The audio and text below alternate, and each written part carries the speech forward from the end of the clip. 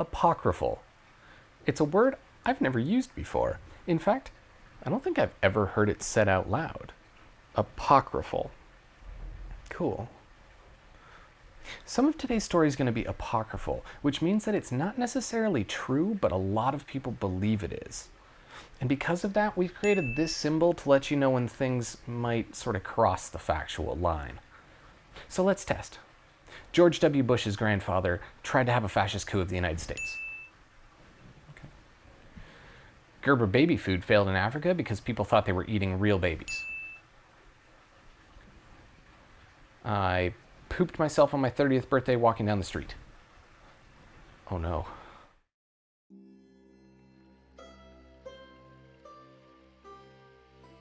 One size doesn't actually fit all.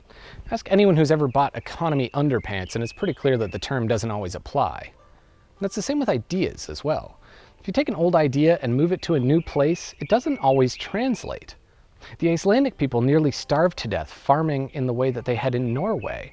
The concept of Ramadan, not eating when the sun is up, doesn't really work in the 24-hour Arctic cycle. And here in Japan, the common people just couldn't be vegetarians. Not that they weren't asked to try. The early Japanese nobility had been heavily influenced by Chinese ideas, and one of those specifically was Buddhism.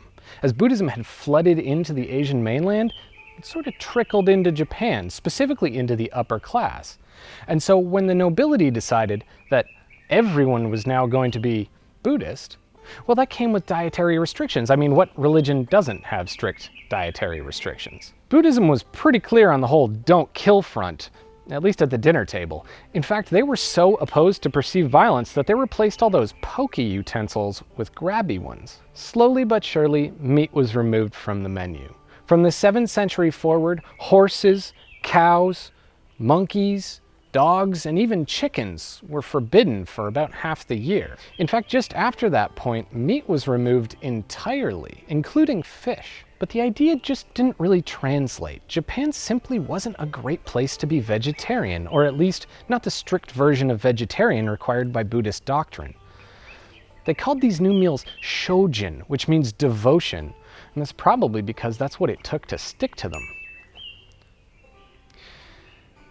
And what's more, Buddhist doctrine required that you didn't just not kill animals, you also didn't kill plants either, which meant no eating tubers or roots or anything that required replanting after harvest.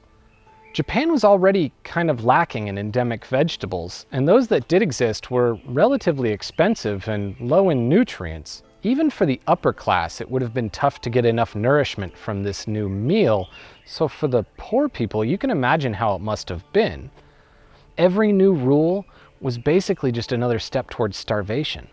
Like many new ideas, it bent rather than broke.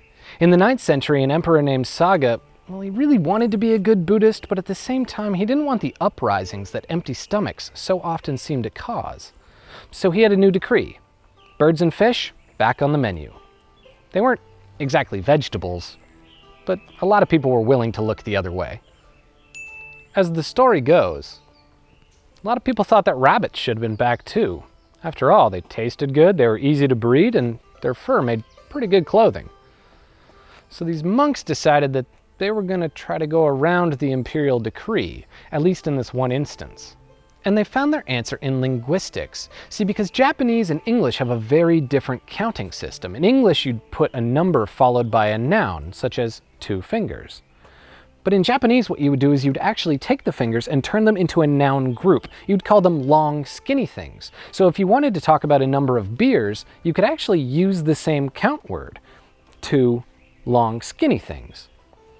And that may sound confusing, but don't worry, it's not really important to our story. What is important is knowing that in the Japanese language, to count something, you don't just specify the noun, but you include a group of nouns together. So the monks decide, well, the best way to get them back on the menu is to lump them together with something not forbidden. And rabbits' ears flap, and hopping is basically flying, right? So rabbits are birds. Doesn't make sense to me, at least. They think that the easiest way to make sure that this works is to make it impossible to differentiate when counting between the two. They come up with a new count word that describes both sides, wa, and Buddhism is harmonious again. And while it's impossible to say that this is actually the reason why these two animals are lumped together into one count word, it wouldn't be without historical precedent from other religions. After all, in Catholic tradition, both beavers and capybara were once treated as fish. Ideas rarely survive intact for long, especially restrictive ones. As our species interacts with each other more and more, we're going to find that our societies change alongside it. And the ideas aren't always going to translate well. If a beaver can be a fish, who's to say that a rabbit can't be a bird? Or for that matter, a vegetable. This is Rare Earth.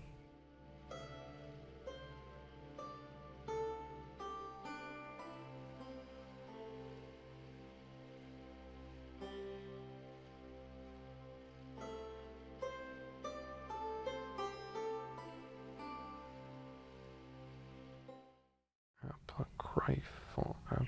You know, I think we're getting better at these. Oh, come on.